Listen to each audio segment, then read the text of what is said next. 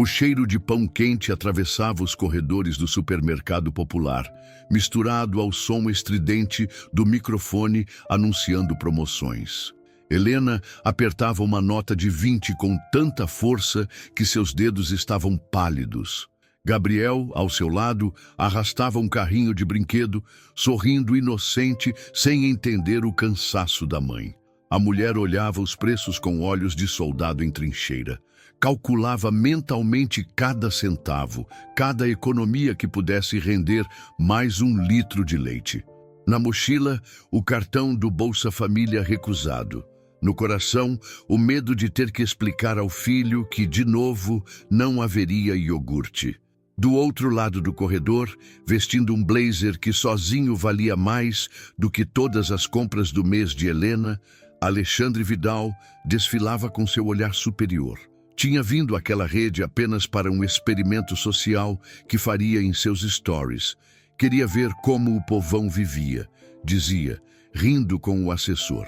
Acompanhado por um fotógrafo pessoal, Alexandre zombava dos carrinhos de compras alheios, filmando produtos baratos e chamando de comida de mendigo.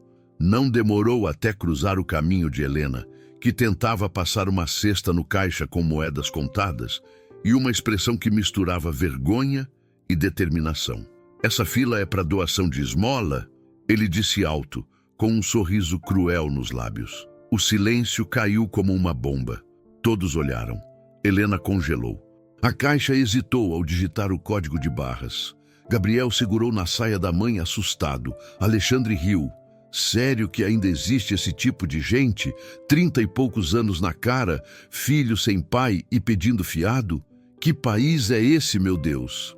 Helena, que nunca fora de revidar, sentiu os olhos queimarem. Não por ela, mas porque Gabriel ouvia tudo e via tudo. Como explicar para um menino de 5 anos por que estavam sendo ridicularizados? Como justificar uma dor que ela também não sabia nomear? Um senhor tentou intervir. Ô rapaz, pra que isso? Deixa a moça em paz. Alexandre ignorou. Pegou o celular e, filmando a cena, comentou: Gente, olha isso. Tô aqui fazendo compras e vejo esse tipo de gente. É por isso que o Brasil não vai pra frente. Helena não reagiu. As mãos tremiam. A funcionária do caixa baixou a cabeça, envergonhada por testemunhar o que não podia impedir. Gabriel puxou o iogurte do carrinho e colocou de volta na prateleira sem dizer nada. Essa foi a única reação que fez Helena desmoronar. As lágrimas caíram em silêncio. Vergonha, humilhação, dor, tudo contido numa respiração presa. Alguém filmava. Um adolescente, indignado, registrava cada segundo do ataque. A internet viu antes que Helena saísse do supermercado. O vídeo viralizou em poucas horas, com milhões de visualizações. Milionário humilha mãe solo pobre em supermercado. A manchete estampava portais de notícia. A empresa de Alexandre tentou abafar o caso, mas a revolta cresceu como fogo em palha seca. A hashtag #Justiça por Helena tomou conta do Twitter. A marca de roupas de Alexandre perdeu contratos. Investidores começaram a se retirar, mas ele, cego de ego, ainda achava tudo uma bobagem. Helena passou o resto do dia entre lágrimas e silêncio. Gabriel, percebendo a dor da mãe, não pediu mais nada. Naquela noite dormiram com pão, água e um silêncio amargo. Mas ela, mesmo assim, preparou a mochila do filho para a creche, passou a camisa branca com carinho e guardou um desenho que ele fez. Os dois de mãos dadas sob um sol sorridente. Era isso que a sustentava. Não o dinheiro, não a justiça dos outros, mas o amor que ela construía todos os dias com esforço, mesmo diante de um mundo que insistia em cuspir nela. Enquanto isso, Alexandre brindava com vinho caro em sua cobertura, rindo das mensagens de ódio. Invejosos, dizia, olhando para o espelho. Mas no fundo, uma sombra já começava a se formar. Ele ignorava ligações de advogados. Não se importava com os contratos cancelados. Até receber um aviso formal. Sua imagem era tóxica para o mercado e o conselho de administração da sua empresa estava considerando afastá-lo temporariamente. Alexandre riu, debochou desligou o celular. Na cabeça dele ainda era invencível, intocável, mas o universo tem suas próprias formas de corrigir trajetórias tortas, e o dele estava prestes a colidir com uma verdade que nem todo o dinheiro do mundo poderia comprar. Alexandre acordou naquela manhã com a mesma rotina mecânica de sempre. Espreguiçou-se nos lençóis egípcios, conferiu as ações no celular e ignorou os mais de 1.300 comentários no vídeo que o transformara em símbolo nacional de arrogância. Abriu o vinho da noite anterior com preguiça, como se não houvesse mundo lá fora. Ainda acreditava que tudo seria resolvido com um bom advogado e um novo escândalo que apagasse o seu. Afinal, ele sempre tivera o controle. Até aquele dia. A ligação que o despertou do torpor veio do seu sócio e melhor amigo de infância, Marcos. A voz do outro lado não trazia a habitual calma. As ações da empresa despencaram. Nossos parceiros da Suíça romperam o contrato. A imprensa está destruindo a gente, Alex. E o conselho quer te afastar. Pela primeira vez em anos, Alexandre ficou em silêncio. Um silêncio que não vinha da arrogância, mas do pânico. Tentou ligar para o advogado. Caixa postal. Enviou mensagens para assessores de imagem. Silêncio. O mundo, até então moldado por seus desejos, começava a desmontar aos poucos. Mais tarde, na reunião de emergência com o conselho, não houve espaço para desculpas. Vídeos, prints, denúncias anônimas de ex-funcionários surgiram como enxurrada. Era como se o deslize no supermercado tivesse aberto a caixa de Pandora de tudo que Alexandre sempre varreu para debaixo do tapete. Assédio moral, desrespeito, piadas racistas e machistas ditas nos bastidores. Ele tentou explicar, dizer que as pessoas não aguentam uma brincadeira mais, mas sua voz soou patética. O olhar dos conselheiros era de nojo. O afastamento foi votado por unanimidade. E com ele veio o bloqueio de contas e bens, enquanto as investigações sobre fraudes fiscais se aprofundavam. A queda não foi apenas financeira, foi simbólica. A imprensa o chamava de o anticristo corporativo. Até quem antes o idolatrava, agora cuspia em sua imagem. Celebridades gravaram vídeos em apoio a Helena. A própria rede de supermercados fez uma campanha usando seu rosto como símbolo do que não ser. Alexandre via sua identidade se esfarelar como papel queimado. A última ponte para sua suposta superioridade caiu quando, ao tentar usar um de seus cartões para pagar uma corrida de aplicativo, a maquininha apitou com transação negada. Naquela noite, decidiu dirigir por conta própria. O carro, um Audi de luxo, ainda estava em seu nome. Dirigia sem rumo sob uma chuva fina que lavava a cidade. As mãos tremiam no volante. Lembrou do rosto da mulher no supermercado, da raiva fria no olhar dela, da vergonha nos olhos do menino. Quis esquecer. Pisou fundo. No rádio tocava uma música antiga que sua mãe cantava quando ele era pequeno. Algo dentro dele se partiu. Uma curva mal feita. Um semáforo ignorado. O impacto foi violento. O carro girou 2 vezes antes de bater em um poste. Silêncio. Despertou com a luz branca do hospital piscando no teto. A cabeça latejava, o braço enfaixado e a perna presa numa tala. Tentou se levantar, mas foi impedido por uma enfermeira de jaleco azul. Calma, senhor. O senhor teve sorte de sobreviver, mas vai precisar ficar em observação por alguns dias. Sorte. Aquela palavra ecoou nele como uma ironia. Alexandre nunca acreditou em sorte, apenas em poder. E agora estava ali, imobilizado, cercado por gente que ele antes ignoraria na rua. Sentia o cheiro forte de álcool hospitalar, ouvia o choro de outros pacientes ao redor e percebia pela primeira vez que estava no SUS. Pior do que a dor física era a ausência de qualquer visita. Ninguém apareceu. Nem amigos, nem familiares, nem funcionários. Apenas uma sacola com documentos básicos e um celular descarregado. No terceiro dia, uma enfermeira nova entrou para trocar seu soro. Os olhos dela encontraram os dele por um segundo e então congelaram. Alexandre também reconheceu aquele rosto. O mundo parou. Era Helena. Ela, agora de jaleco branco e crachá no peito, estava ali, diante dele, com as mesmas mãos que um dia ele humilhou, cuidando dele. O olhar dela era frio. Não havia raiva. Havia algo pior, indiferença. Ela não disse seu nome, não perguntou se ele se lembrava, apenas ajustou a agulha do soro, conferiu a pressão e anotou algo na prancheta. Alexandre, envergonhado, tentou falar. Eu não esperava, mas ela o interrompeu, profissional. O senhor vai precisar manter repouso. Está com hematomas internos. Evite falar muito. E saiu, sem olhar para trás. Alexandre ficou sozinho, encarando o teto. Sentiu as lágrimas escorrerem, não por dor, mas por algo que ele nunca sentira antes. Vergonha de si mesmo. Nos dias que se seguiram, Helena manteve a postura ética. Nunca mencionou o passado. Nunca disse uma palavra fora do protocolo. Mas cada toque dela era um lembrete cruel. Cada olhar, uma ferida aberta.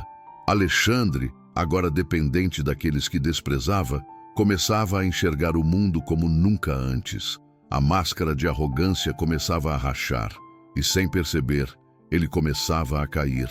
Não só como empresário, mas como homem. Os dias no hospital arrastavam-se como um castigo eterno para Alexandre. O leito apertado, os gemidos vindos de outros quartos, o ventilador de teto que rangia sem parar. Tudo contribuía para uma sensação de prisão. Mas nada era tão insuportável quanto os momentos em que Helena entrava no quarto, vestida com aquele jaleco que agora carregava uma autoridade silenciosa. Ela não precisava gritar. Sua presença bastava para desarmá-lo. A mulher que ele havia reduzido a piada agora era quem decidia o momento em que ele tomava remédio, comia, se levantava. E isso corroía Alexandre mais do que qualquer dor física. A vergonha era como uma febre constante. Alexandre já não dormia direito, repetindo mentalmente a cena no supermercado. Queria pedir desculpas, explicar, justificar, mas algo o impedia. Talvez fosse medo, talvez fosse a primeira vez em sua vida que ele não conseguia manipular alguém com palavras. Helena não lhe dava margem. Era precisa, profissional, invisivelmente blindada. Nunca levantava a voz, mas também não sorria. O silêncio entre os dois era um campo minado. Qualquer passo em falso poderia explodir em ressentimento. E ele sabia que a culpa era toda sua. Naquela manhã, Gabriel apareceu no hospital com a avó materna, carregando uma caixa de lápis e alguns desenhos coloridos. Helena o abraçou com força, como quem se ancora em algo puro para não afundar. Alexandre os observava da cama, sentindo uma estranha dor no peito. Quando Gabriel correu até o leito para entregar desenhos aos pacientes, Alexandre virou o rosto envergonhado. Mas o menino parou diante dele. Abriu um sorriso tímido e lhe estendeu uma folha com um sol enorme e 3 figuras de mãos dadas. Esse é para o senhor, para melhorar logo. Ele hesitou. Pegou o papel com as mãos trêmulas e, pela primeira vez desde o acidente, chorou sem conseguir esconder. Helena viu. Por um segundo, seus olhos vacilaram. Havia algo ali que ela não queria sentir, empatia, mas se manteve firme. Mais tarde, ao recolher os exames, Alexandre murmurou: "Seu filho é incrível." Ela respondeu sem emoção: "Ele ainda não aprendeu a julgar, mas aprende rápido." Ele assentiu e, pela primeira vez, abaixou o olhar. Já não era o homem que encarava tudo de cima. Era só um corpo frágil, tentando entender onde havia se perdido no caminho. No dia seguinte, Alexandre começou a tentar pequenas gentilezas. Agradeceu pelo banho de leito, elogiou a organização da equipe, perguntou se podia ajudar em algo. No início, Helena não reagiu, mas uma colega dela comentou: "Engraçado, ele parece outro cara agora." Helena sorriu de canto, mas não disse nada. Era cedo demais para acreditar em qualquer redenção. Já tinha visto muito homem mudar para conseguir o que queria, mas algo em Alexandre parecia quebrado. E talvez só quem já foi quebrada soubesse reconhecer o som. Numa tarde de sábado, o hospital recebeu uma visita surpresa. Um grupo de voluntários da creche onde Gabriel estudava veio cantar para os pacientes. Helena estava de plantão. Gabriel, entre as crianças, olhava Alexandre com naturalidade, como se ele fosse só mais um adulto doente, sem passado. Durante a apresentação, Alexandre observava Helena dançar discretamente com os pequenos. E foi ali que algo dentro dele virou pó. Ele percebeu que nunca soube o que era servir alguém, viver pelo outro. Ela fazia aquilo todos os dias, com dignidade. Após a visita, Alexandre chamou Helena com a voz embargada. Eu não sei como você aguenta. Ela respondeu com olhos fixos. A gente não aguenta, a gente sobrevive. E saiu. Foi a primeira vez que Alexandre não sentiu raiva por não ter o controle. Sentiu, sim, uma estranha vontade de merecer respeito. Não admiração, não perdão, só respeito. Algo que ele nunca precisou conquistar antes, pois achava que o dinheiro comprava tudo. Agora, ali, sujo, dependente, invisível, ele descobria que respeito não se compra, se constrói. A noite caiu sobre a cidade como uma toalha pesada. Alexandre ficou olhando o desenho de Gabriel por horas. Tentava lembrar quando foi a última vez que alguém lhe ofereceu algo sem querer nada em troca. Não conseguia. Lembrou da infância, do pai ausente, da mãe que trabalhava 3 turnos. Lembrou que prometeu nunca mais ser fraco. Mas agora, no fundo do poço, começou a desconfiar que sua fraqueza sempre esteve disfarçada de poder. E isso doía mais do que qualquer queda. Helena, sozinha no refeitório, segurava uma foto dela com Gabriel no parquinho. Sabia que algo em Alexandre havia mudado, mas também sabia o quanto era perigoso confiar. Ainda assim, naquela noite, antes de voltar ao quarto dele, escreveu numa folha de papel: amanhã você vai tentar caminhar. Se cair, a gente levanta. Alexandre leu a mensagem e sorriu pela primeira vez em dias. Não por felicidade, mas por um pequeno, quase imperceptível fio de esperança. A fisioterapia começou cedo, com os gritos abafados de outros pacientes ecoando pelos corredores.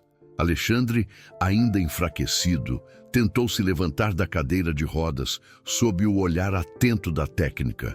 Helena assistia de longe, mantendo a distância profissional. O que ninguém via era o terror que ele sentia de cair diante dela, não pela dor, mas pela vergonha. Já caíra de muitas formas, mas naquela manhã, suas pernas bambas pareciam carregar o peso de todos os erros da vida. Quando vacilou, quase desabando, foram as mãos da técnica que o ampararam, mas seus olhos procuraram os dela.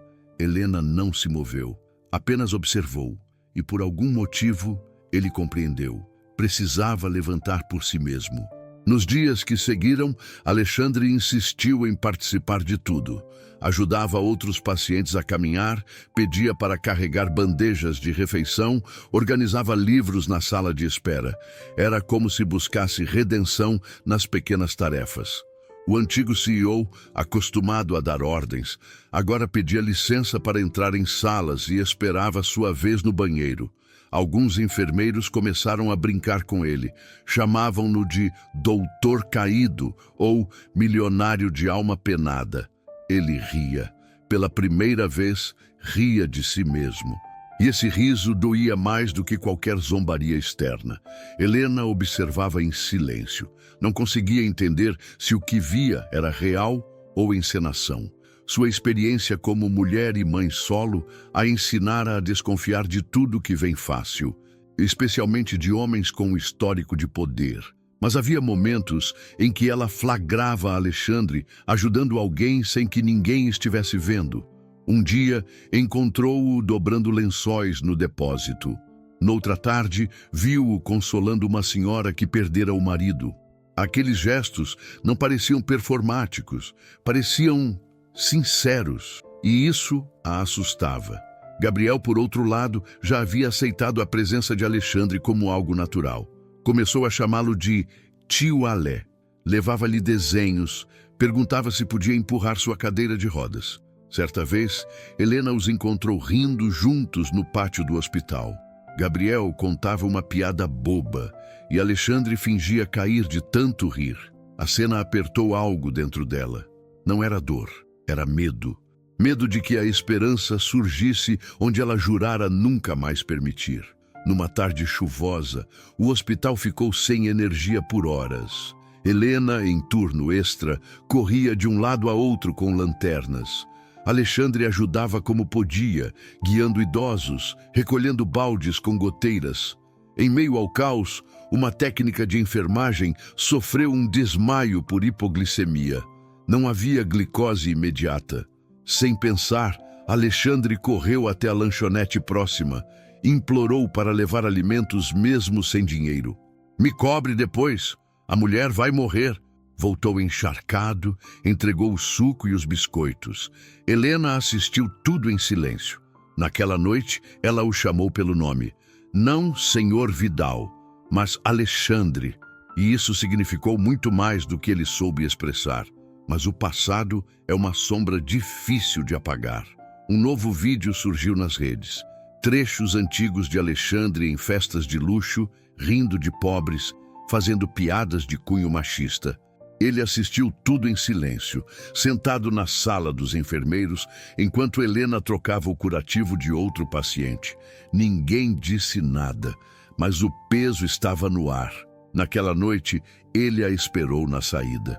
Não pediu desculpas, apenas disse: "Eu fui um lixo, e talvez ainda seja, mas se eu puder fazer algo certo daqui para frente, nem que seja pouco, me diga por onde começo." Ela olhou nos olhos dele, sem emoção, e respondeu: "Comece escutando." Dias depois, Helena foi chamada para um plantão extra. Gabriel precisaria ir com ela. Alexandre se ofereceu para cuidar do menino por algumas horas no hospital. "Ele vai estar por perto, cercado de gente. Eu só quero retribuir o que ele me deu. Dignidade." Hesitante, ela concordou. Quando voltou, encontrou os dois montando um castelo de papelão. Gabriel dormia no ombro dele e Alexandre, imóvel, parecia ter encontrado algo que nunca teve: paz. A cada dia, os caminhos deles se cruzavam com mais naturalidade. Helena ainda mantinha barreiras, não pelo que ele era agora, mas pelo que ele representava. Ainda assim, pela primeira vez, permitia-se não sentir ódio. Alexandre, por sua vez, descobria uma vida sem ostentação, mas cheia de significado. Pela primeira vez, alguém o via não pelo que ele tinha, mas pelo que ele fazia. Mas toda mudança cobra um preço, e o momento de pagar estava se aproximando. A chuva caía há horas, tamborilando as janelas do hospital com a paciência de quem espera respostas. Helena estava esgotada. 3 turnos seguidos, Gabriel com febre leve e um cansaço emocional que não passava desde que Alexandre reaparecera em sua vida.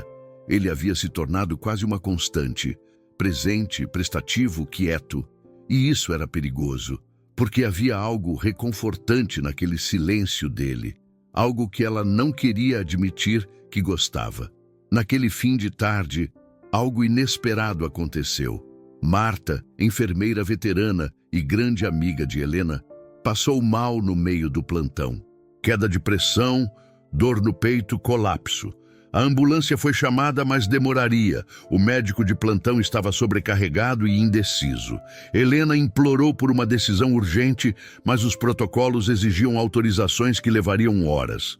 Foi Alexandre quem atravessou a sala sem pedir permissão, gritou com a recepção e correu até o almoxarifado. Não voltou com papéis. Voltou com uma seringa na mão e um telefone no ouvido. Falava com um médico cardiologista que conhecia da época da empresa.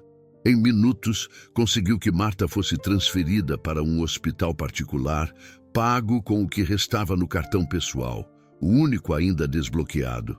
Helena assistia tudo com os olhos marejados. Não era só o gesto, era o fato de que ele não esperou aplausos. Ele não olhou para ninguém, apenas sentou num canto, respirando ofegante, como se aquele esforço tivesse lhe custado a alma. Naquela noite, ela o chamou para conversar.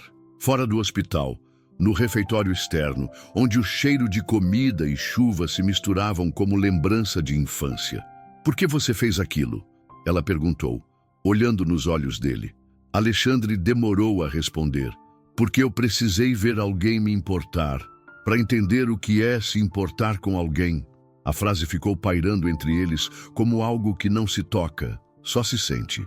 Helena o encarou por longos segundos, depois desviou o olhar. Você está tentando pagar uma dívida com o mundo inteiro, mas tem uma que não vai se pagar com doação nem com favores. Alexandre engoliu em seco. A sua, completou ele, e ela assentiu. Você não me deve só um pedido de desculpas, Alexandre. Você me tirou a dignidade na frente do meu filho, e isso não se apaga. Ele abaixou a cabeça. Não argumentou. Eu sei, e se você quiser me odiar pelo resto da vida, eu aceito. Mas me deixa, pelo menos tentar ser útil. Por você, por ele, por mim mesmo. Nos dias seguintes, Alexandre começou a organizar discretamente uma campanha solidária com ex-contatos de sua empresa. Usando suas últimas conexões, montou um fundo emergencial para apoiar mães solo em situação de vulnerabilidade. Registrou o projeto em nome de Gabriel. Quando Helena descobriu, confrontou-o. Você está tentando comprar meu perdão. Ele respondeu, não. Estou tentando merecer o meu próprio. Pela primeira vez, ela não soube o que dizer. Parte dela queria se entregar à mudança que via nele. Outra parte ainda sangrava. Tudo desabou numa noite quente de quinta-feira, quando Gabriel sumiu por alguns minutos no hospital. Haviam trocado de turno e a avó dele achava que Helena o havia levado para casa. O caos se instaurou. Alexandre foi quem o encontrou, escondido atrás da capela, chorando. Tô com medo que a mamãe fique triste de novo, igual quando o homem mal gritou com ela. Alexandre, com a voz embargada, respondeu, o homem mau sou eu, mas eu tô tentando aprender a ser bom. Você me ajuda? Gabriel o abraçou. Pela primeira vez, Alexandre não chorou, porque entendeu que ali havia mais força do que em qualquer ação da bolsa. Na manhã seguinte, Helena recebeu uma notificação judicial. Uma antiga dívida do pai de Gabriel havia caído sobre ela.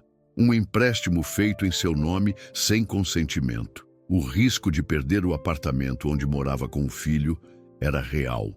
Alexandre soube antes que ela contasse e ofereceu ajuda. Ela recusou, furiosa. Você não entende. Se eu aceitar seu dinheiro agora, eu volto a ser aquela mulher da fila do supermercado. E eu prometi para mim mesma que nunca mais seria aquela mulher. Ele não insistiu. Só disse, então deixa eu te ajudar. Com trabalho, com tempo, com esforço, sem caridade, só presença. Helena chorou sozinha naquela noite. O dilema era cruel. Aceitar o apoio de quem um dia a feriu ou enfrentar sozinha um sistema que a esmagava há anos. Gabriel dormia tranquilo, como se sentisse que algo dentro da mãe estava se movendo. No hospital, Alexandre passou a madrugada acordado, escrevendo cartas para os conselheiros de sua antiga empresa, denunciando fraudes e assumindo erros. Sabia que isso poderia enterrá-lo de vez, mas também sabia que talvez fosse a única coisa certa a fazer. Na manhã seguinte, entregou as cartas a um repórter. Expôs tudo, sem filtro, sem escudo. Helena soube pelas redes sociais.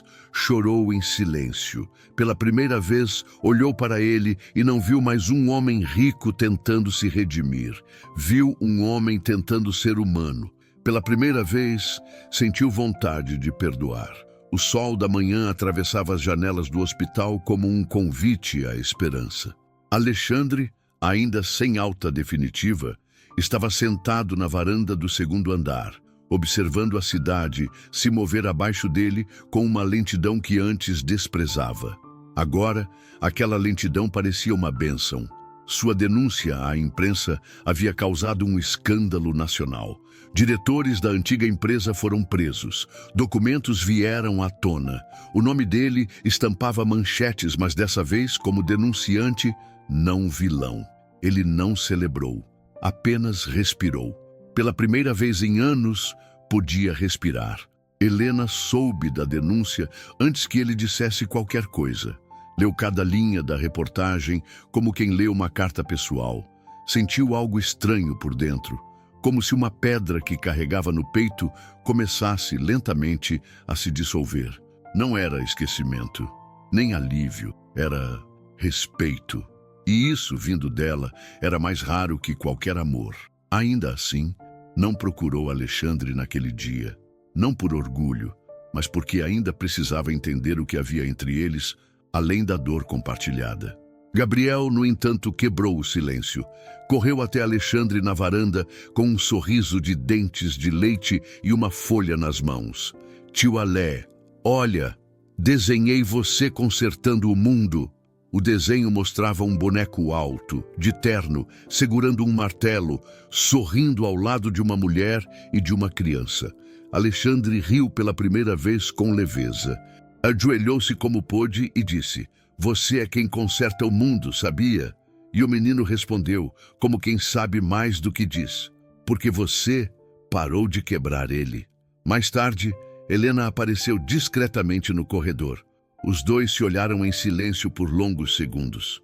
Havia cansaço nos olhos dela, mas também algo novo: aceitação. Alexandre se aproximou devagar, como se cada passo fosse uma oração. Quando ficou frente a frente com ela, não pediu nada, nem desculpas, nem perdão. Só disse: "Você me ensinou que nada vale mais que dignidade, nem dinheiro, nem poder, nem o perdão de alguém que a gente feriu." Helena sorriu com tristeza. "E você me ensinou que até o que está podre pode florescer, se tiver coragem de morrer primeiro." Eles não se abraçaram, não choraram, não selaram um final com beijo ou promessas. Mas quando Gabriel os chamou com um "Vamos embora, mãe?", os dois se olharam e caminharam lado a lado. Isso era mais íntimo do que qualquer gesto físico. Era a reconciliação de dois mundos antes incompatíveis, agora conectados por humanidade, não por pena. Helena voltou ao trabalho dias depois, ainda sem saber se aceitava a ajuda financeira que Alexandre lhe oferecera em nome do projeto. Mas decidiu uma coisa: faria parte da coordenação do fundo com salário e autonomia. E ele aceitou, feliz por não ser mais o dono de tudo. Meses depois, o projeto social chamado Raízes ganhou destaque nacional. Focado em apoio psicológico, jurídico e financeiro para mães solo, cresceu rápido. Alexandre nunca apareceu como o rosto da campanha. Helena era o símbolo, e isso não o incomodava. Ao contrário, o fazia sentir-se leve. Pela primeira vez, não precisava estar no topo, precisava estar presente. Às vezes ia buscar Gabriel na creche, outras levava doações às periferias. Ninguém o reconhecia, e ele gostava disso. Helena, por sua vez, voltou a sorrir com mais frequência. Ainda desconfiava do mundo, e talvez sempre desconfiasse, mas agora tinha uma rede, uma estrutura e um parceiro que não exigia nada, apenas oferecia presença. Ela ainda acordava assustada às vezes, com lembranças da humilhação, mas já não chorava como antes. Agora, quando olhava para o filho dormindo, sentia o orgulho de si, de sua força, e sim, de ter perdoado alguém que não merecia, mas que lutou para merecer. Numa noite silenciosa, enquanto fechava o ambulatório, encontrou uma carta deixada em sua mesa. Era de Alexandre, curta, direta. "Obrigado por não desistir de mim, mesmo quando eu merecia ser esquecido.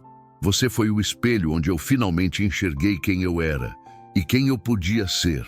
Ela leu, dobrou o papel com cuidado, guardou na bolsa e saiu caminhando de volta para casa. Não respondeu. Não precisava. O caminho até sua casa era longo, mas aquela noite parecia leve. No céu não havia estrelas, mas dentro dela havia luz suficiente para continuar. A creche comunitária estava em festa. Balões coloridos decoravam as paredes, os pequenos corriam entre mesinhas repletas de cartolinas e lápis de cera. Era o Dia das Famílias, uma celebração simples, mas cheia de significados. Cada criança faria um desenho retratando quem considerava sua família. Gabriel, sentado na última mesa, concentrava-se com a língua entre os dentes, rabiscando com precisão e cuidado. Seus olhos brilhavam com uma serenidade que só as crianças que sobreviveram à dor conseguem carregar. Do lado de fora, Helena conversava com outras mães. Trazia um vestido florido, diferente dos uniformes brancos que costumava usar. Estava mais leve, não despreocupada, mas em paz. Alexandre, parado perto da entrada, observava de longe. Já não usava blazer, calça jeans, camiseta simples, um tênis gasto. Em suas mãos, um buquê de flores para a coordenadora da creche. Tinha aprendido que flores dadas sem plateia eram mais sinceras. Ele não se aproximava, não invadia, só esperava. Como alguém que sabe que seu lugar agora é o que lhe for oferecido, não tomado. A apresentação começou. Cada criança foi chamada para mostrar seu desenho.